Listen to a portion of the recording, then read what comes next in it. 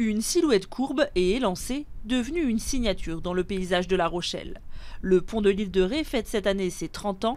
Avec ses 3 km, c'est le deuxième pont le plus long de France. À l'époque, sa construction est extrêmement rapide, seulement 20 mois. Régulièrement contrôlé dans ses entrailles, l'ouvrage reste une référence 30 ans plus tard. Sa fabrication reste quand même quelque chose monstrueux en termes d'hommes, en termes de volume, de temps, etc. Mais de manière structurelle, c'est le plus bel édifice, en tous les cas, que peut avoir le département aujourd'hui. Aussi bien en termes de fonctionnement qu'en termes de tenue dans le temps. En réalité, ce pont est constitué de 6 viaducs distincts, de longueurs différentes, reliés entre eux par des joints de chaussée. La structure doit sa solidité grâce à ses câbles de tension qui peuvent supporter chacun plus de 400 tonnes de pression. Malgré les 50 000 m3 de béton et les 6 000 tonnes d'acier nécessaires à sa construction, l'ouvrage reste pourtant très souple.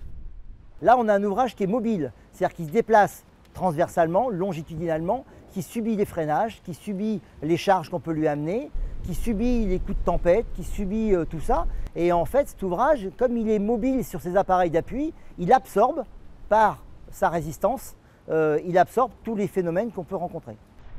Ce pont a failli ne pas voir le jour. Sa construction, décidée dès 1974 par le département, ne débutera qu'en 1986, à cause de l'opposition de nombreuses associations rétaises qui craignaient un déferlement de touristes sur leur petite île.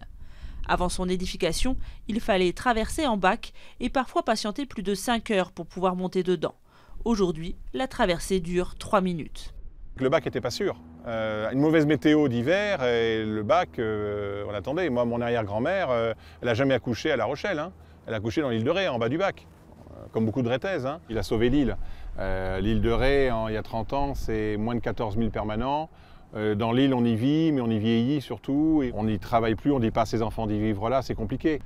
L'île de Ré a gagné près de 5 000 habitants par rapport à 1988. 10 écoles et un collège accueillent les jeunes Rétais. Le pont a surtout permis l'essor du tourisme. En 2017, 3,5 millions de véhicules l'ont traversé.